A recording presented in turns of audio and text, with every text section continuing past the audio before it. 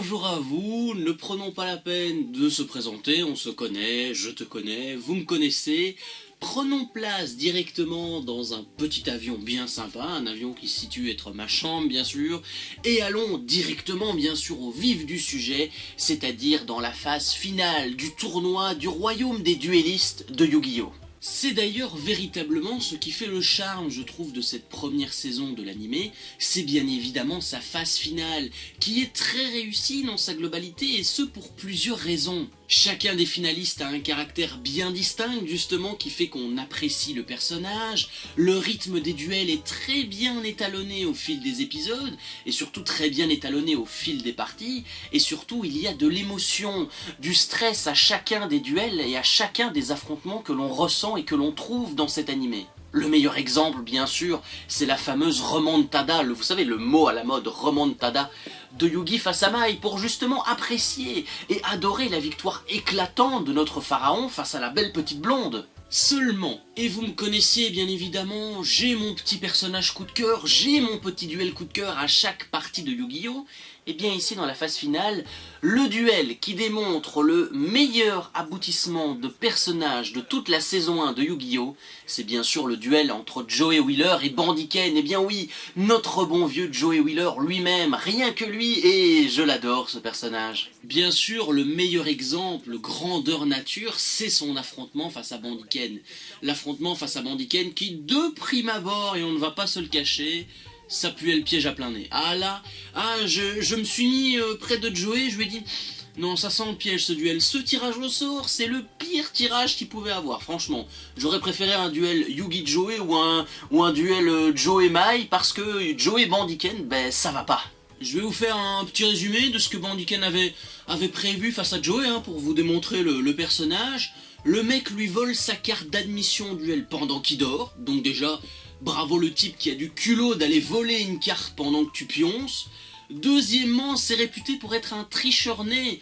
Souvenez-vous, le duel face à Pegasus il y a quelques années, le mec trichait pendant le duel. Et même face à Joey, vous le verrez plus tard, il suffit de voir les plans machiavéliques que Bandiken a imaginés pendant tout Yu-Gi-Oh!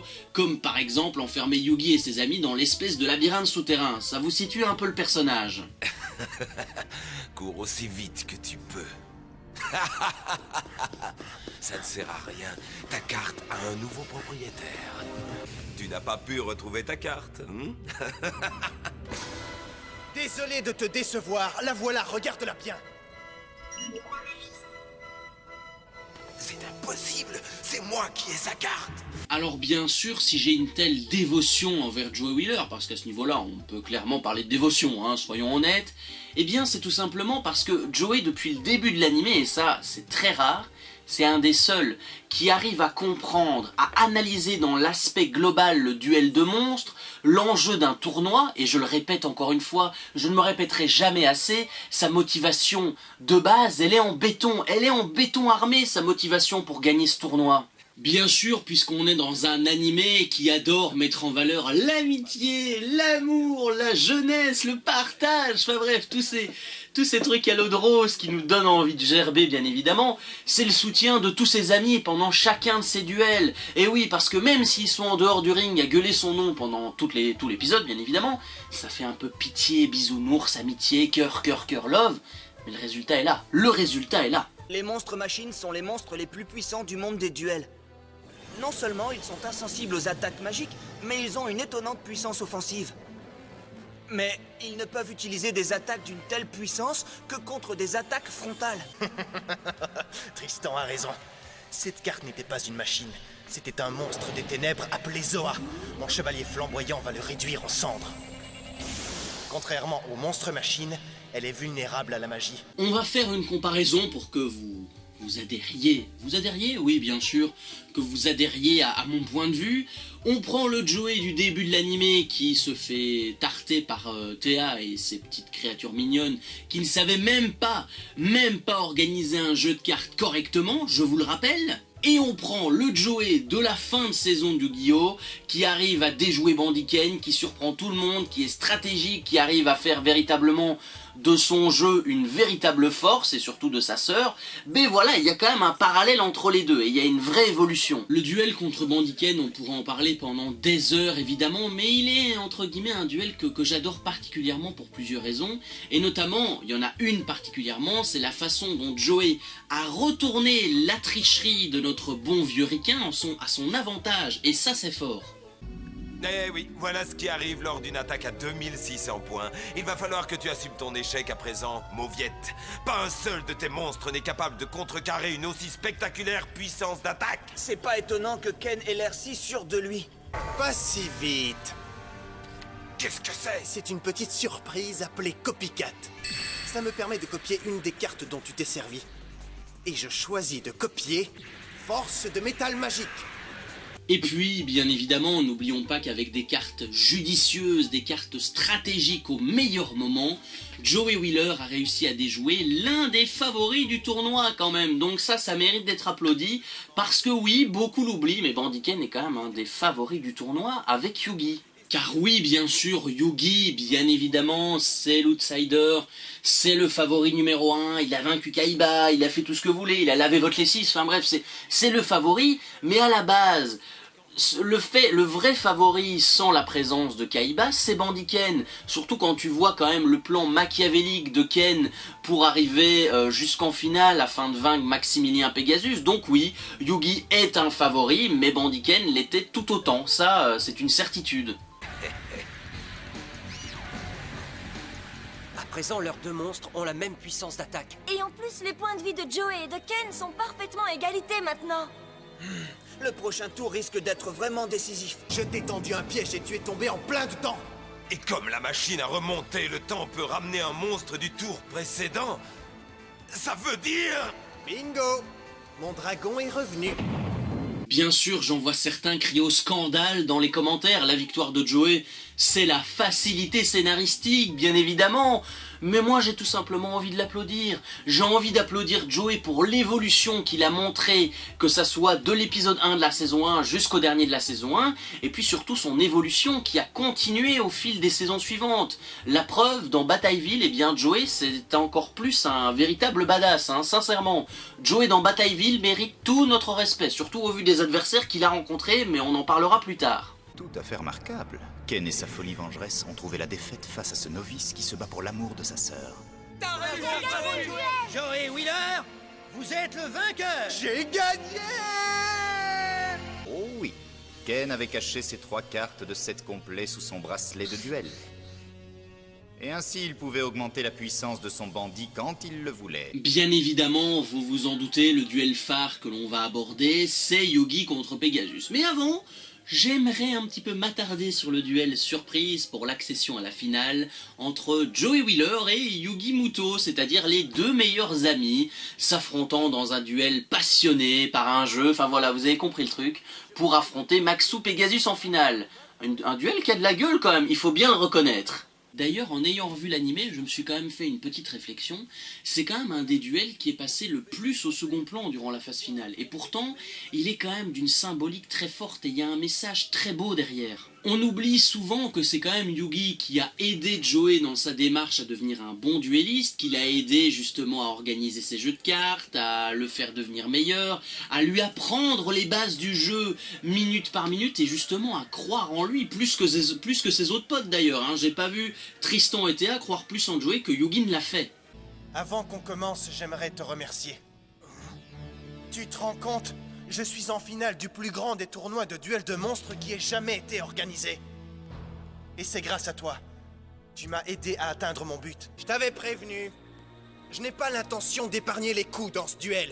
Joey est tout ce qu'il y a de plus sérieux. Regardez le score. Sans parler qu'avec Yugi, eh bien, il y a toujours eu ce soutien moral dans chacun des duels de Joey, contre Mai, contre Panic, contre les frères Paradox, où ils ont collaboré ensemble pour vaincre les différents obstacles mis en place par Pegasus. Donc oui, il y a vraiment un message très beau derrière ce duel.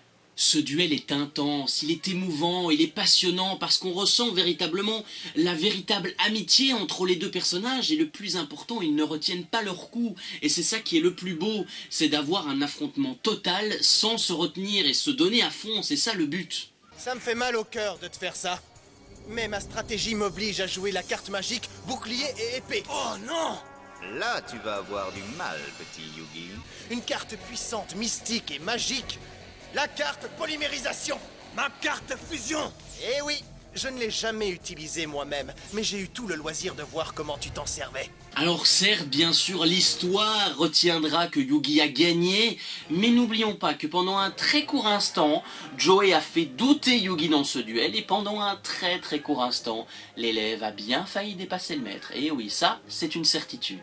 J'arrive pas à croire que je l'ai fait. Je viens de détruire l'un des monstres les plus puissants que tu possèdes.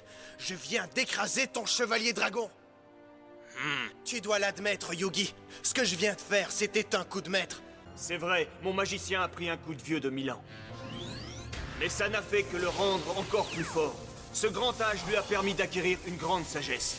1000 ans de sagesse qui ont fait de lui le mage des ténèbres.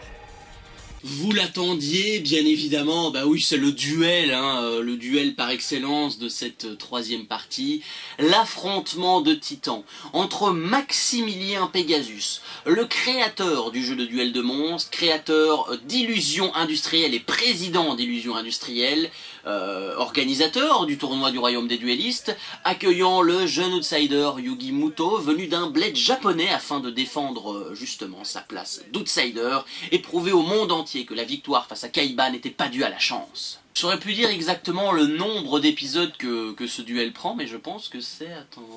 Je pense que c'est 6 parties, ouais c'est 6 parties de Yugi contre Pegasus, donc c'est assez long, ça fait en termes d'heures, ça fait plus ou moins 2-3 heures de duel je pense, surtout que les épisodes durent 20 minutes, donc oui 6 parties, allez les gars, on y va, on met les pieds dans le plat. Ce choc, et je dis bien choc des titans, est un des duels que j'adore dans toute la série Yu-Gi-Oh! Parce que des duels, il y en a eu, des rencontres importantes, il y en a eu, et non, je ne mets pas Marek face à Yugi au-dessus de ce duel, non. Je pense très sincèrement que Yugi contre Pegasus est un des meilleurs, et je vais vous expliquer pourquoi tout de suite. On va déjà commencer par l'hôte de ces dames, le tombeur de ces dames, bien évidemment, Pegasus. Bon, déjà dans son duel très maigre face à Kaiba, c'est vrai que le duel face à Kaiba est très court, Pegasus a démontré toute l'étendue de sa classe, de son élégance, la puissance que représentait l'œil du Millennium dans un simple duel face à Kaiba, et surtout son jeu de cartes, le jeu de cartes de Pegasus, il est cheaté, il est costaud, il est presque invincible, donc voilà, Pegasus en fait il a tout pour lui. Sache que je devine tout, que je vois tout. Les cartes que tu as retournées sont Castor guerrier et Corne de licorne. Et je sais d'ores et déjà qu'au prochain tour, tu as l'intention de jouer ces deux cartes en combinaison pour m'attaquer. Comment puis-je gagner contre un adversaire qui connaît mes cartes et qui perçoit mes stratégies dès que je les élabore? Quant à Yugi, bien sûr, c'est un peu le cliché, mais c'est ce que j'aime bien quand même chez Yugi, c'est sa détermination dans tous les duels qu'il a disputés, c'est-à-dire de ne jamais abandonner, de ne jamais baisser les bras, de toujours croire en l'âme des cartes, on y reviendra plus tard.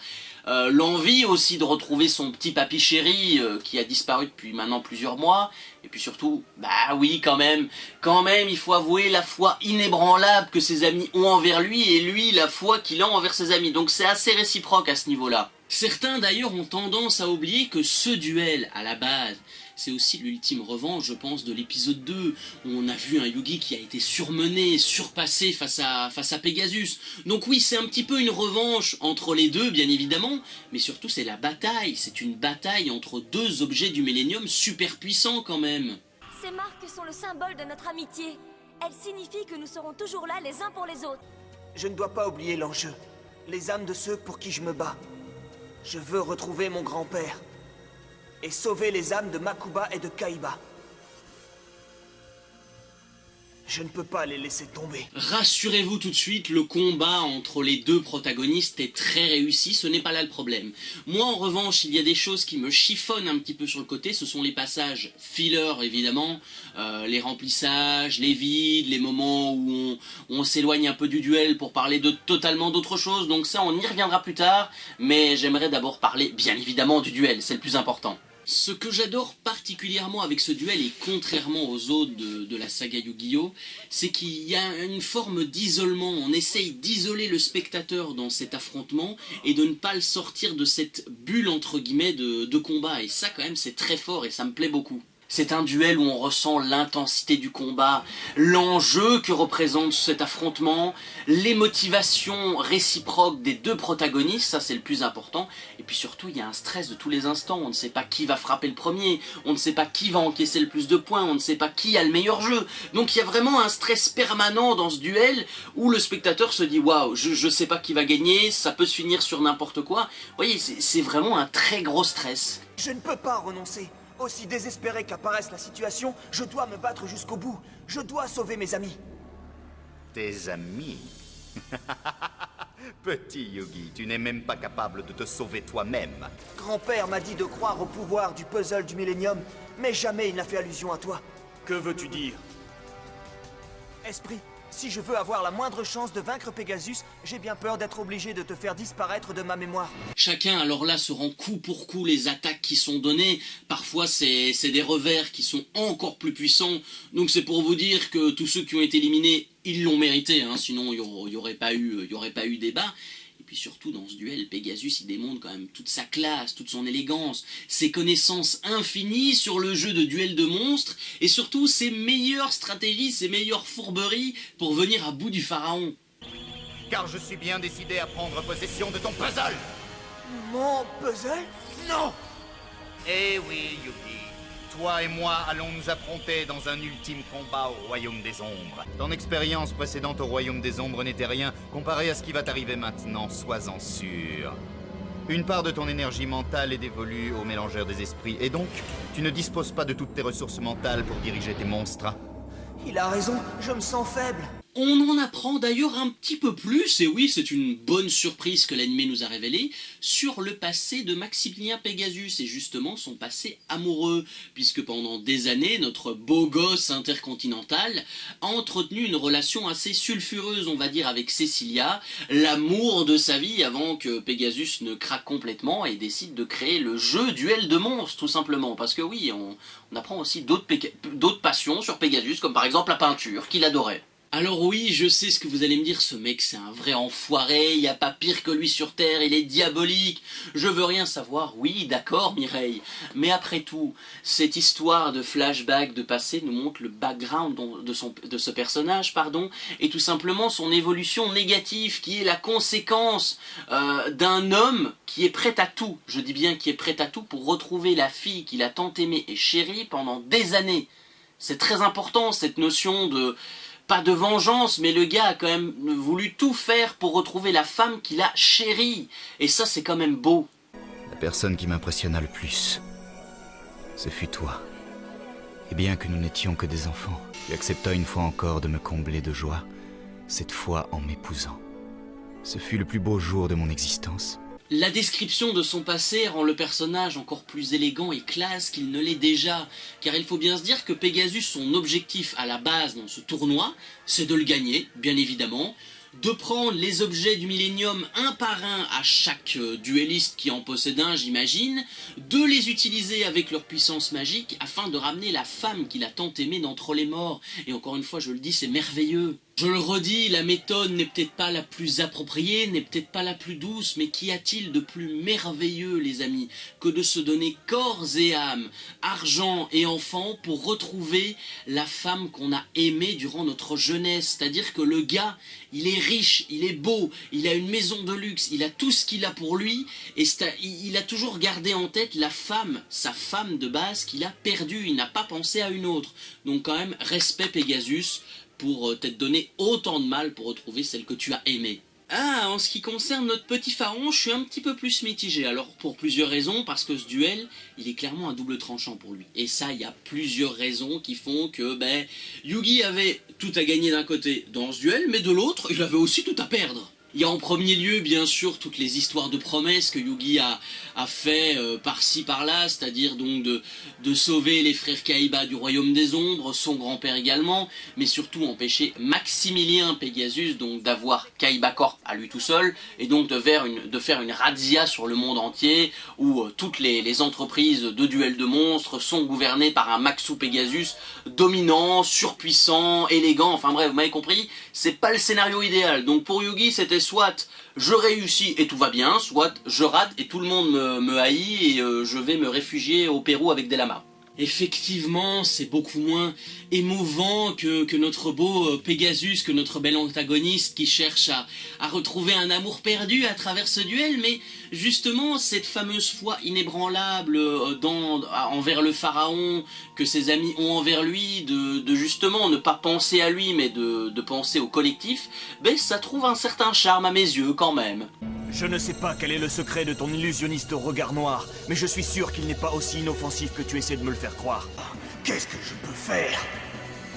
Si je tire une nouvelle carte, son œil du millénium permettra à Pegasus de l'identifier immédiatement et de préparer sa riposte. Ce duel a beau être merveilleux, palpitant, jouissif par moments, bien évidemment, bien sûr, n'ayons pas peur des mots. Il y a quand même des choses qui me dérangent un petit peu sur le côté qui se passe en dehors du duel, parce que oui, l'animé fait des pauses par moments, et ça me fait mal de le dire, malheureusement ça me fait très mal de le dire avec vous. Tout le passage, je dis bien tout le passage avec Bakura et Tristan qui essayent, donc l'un essaye d'aller chercher Makuba, de l'autre essaye de l'en empêcher, est inutile. Ça sert à rien, c'est du remplissage inutile dans cet animé, et surtout on perd le fil de ce duel, on perd justement ce charme de bataille finale. Et ça me fait mal de le dire, parce que vous le verrez dans un top un jour ou l'autre, Bakura c'est un de mes personnages préférés dans Yu-Gi-Oh! C'est un des méchants que j'adore, parce que lui aussi a une très belle évolution diabolique tout au fil des saisons, mais le passage avec Tristan il sert à rien, c'est juste parce que Tristan on s'en fiche complètement dans l'animé que les réalisateurs se sont dit « Attends Fred, on va mettre Tristan avec Bakura, Tristan on s'en bat les couilles, ben voilà, mais ça n'a aucun sens, j'en perds mes mots, c'est ridicule. » Je comprends parfaitement l'initiative de l'œuvre qui tente de dire on va faire une pause en montrant comment Bakura a élaboré un plan machiavélique pour profiter du petit corps sans vie de Makuba.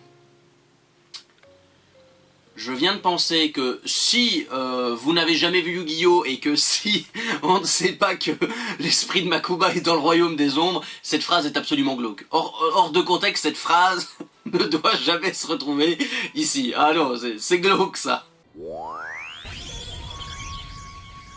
Quels sont vos ordres, monsieur? Écoutez, verrouillez toutes les issues. L'enfant ne peut pas s'échapper. À vos ordres. Pauvre mortel! C'est loin d'être terminé, la partie vient à peine de commencer, et c'est votre destin qui se trouve dans ces cartes. Arrête de dire n'importe quoi! Rendez-vous maintenant! Qu'est-ce qui lui arrive tout à coup? On aurait très bien pu, et ça c'est une vérité, avoir un Bakura très attentif au duel qui se passe afin de déceler des petites faiblesses chez Yugi, des faiblesses chez Pegasus, et donc justement qu'après le duel, tout le monde va faire la fête, donc il n'y a plus personne dans le château. Là en revanche, Bakura aurait pu aller chercher Makuba pour lui dire écoute, c'est bien ton corps sans vie qui est au royaume des ombres, mais moi j'ai besoin d'un plus jeune. Donc là oui, mais non, les scénaristes se sont dit que c'était tellement mieux de voir un Tristan inexistant dans tout Yu-Gi-Oh! Parce que Tristan est inexistant, je suis désolé. Eh bien non, on a décidé de lui accorder 20 minutes de gloire pendant un épisode final, une bataille finale extrêmement importante. Donc non, Osef, on s'en moque de Yugi face à Pegasus, on sait qu'il va gagner. Mais non, c'est pas comme ça que ça marche. Surtout que après l'ultime duel, la scène avec Pegasus et Bakura est tellement belle, elle est tellement poignante et elle est tellement pleine de sens. Parce que d'un côté, on a un Pegasus qui a été anéanti par cette défaite, qui, s'il avait pu se suicider, il l'aurait fait parce qu'il avait plus de raison de vivre. Et de l'autre, Bakura a su profiter de cette faiblesse, de cette tristesse profonde de Pegasus pour élaborer le plan sadique d'aller quand même lui arracher son œil du millénium pour le piquer. Et c'est là que je me dis que l'animé a bien fait de censurer ce passage, sinon on aurait eu quand même une scène assez glauque, assez hardcore pour des gamins de 10 ans. Maman, au secours!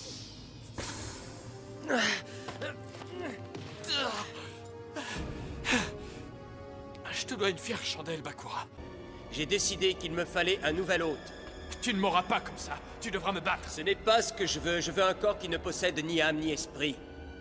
Tu veux Makuba?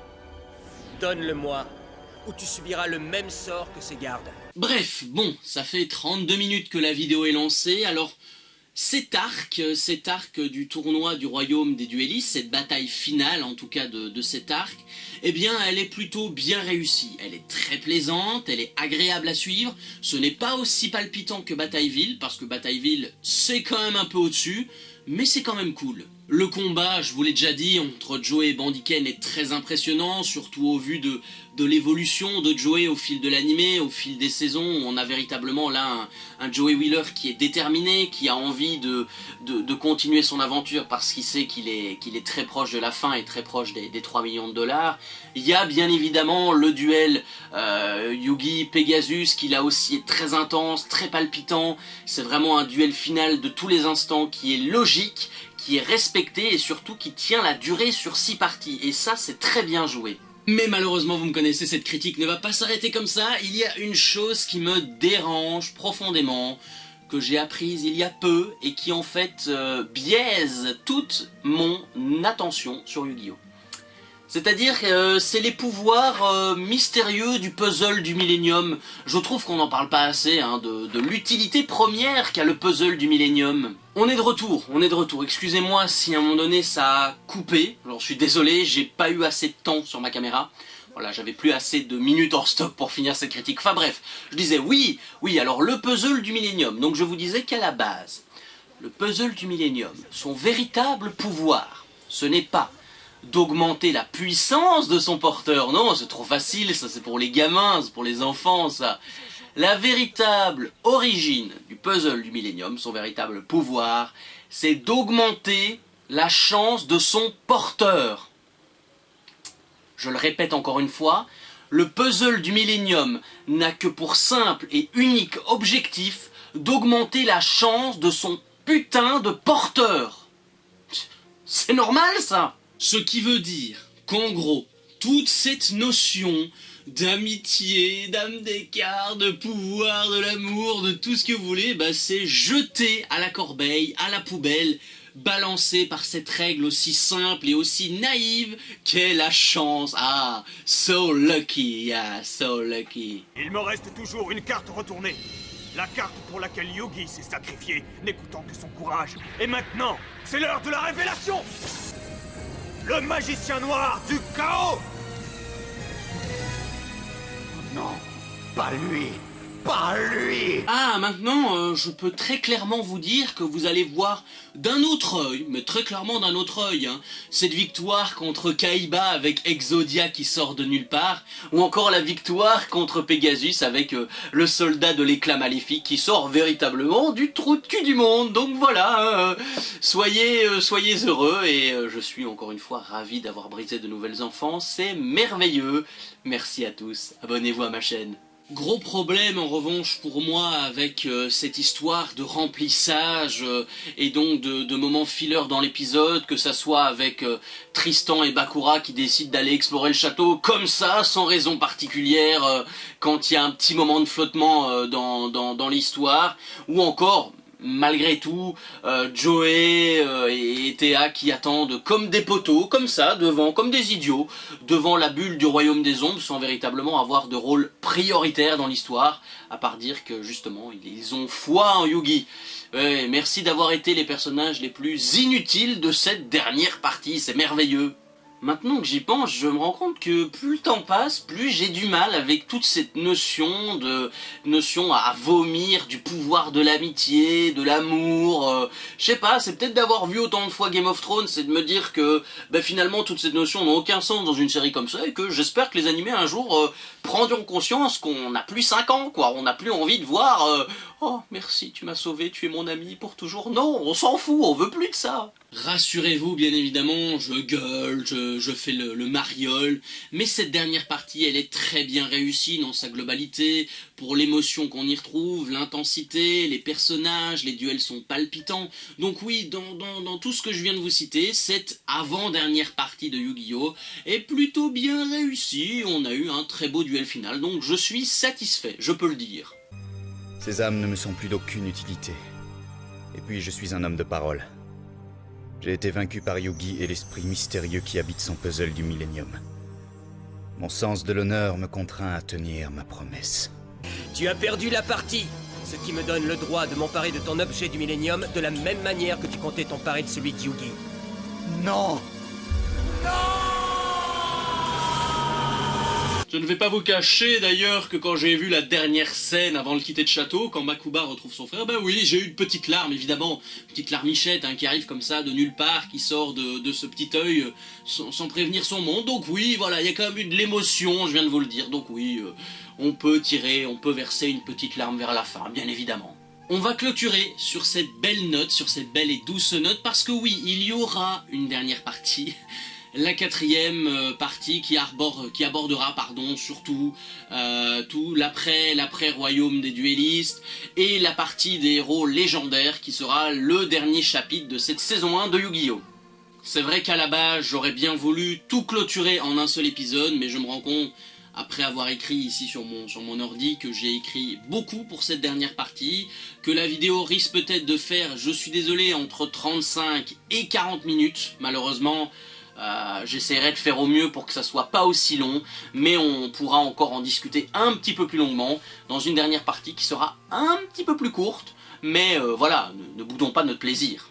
Je le redis, n'hésite pas à me rejoindre sur la Minute en Vrac si tu as envie de découvrir beaucoup plus de vidéos, que ça soit de critiques, de théories. Tu peux t'abonner, c'est gratuit, il n'y a rien à payer, tu vas voir. Tu peux lâcher aussi un petit pouce en l'air, ça fait toujours plaisir, pour moi également, pour le référencement et surtout pour la vidéo en elle-même. Et quant à nous, on se retrouve au mois de juillet pour critiquer un film. Et ce film, eh bien, c'est Inspecteur Gadget. Donc attention, on sortira les Gogo Gadgetocoptères, tout ce que vous voulez. Donc voilà, on essayera de faire ça bien debout. Ah oui, à ce moment-là. Restez ouverts à la critique. À très bientôt. Salut.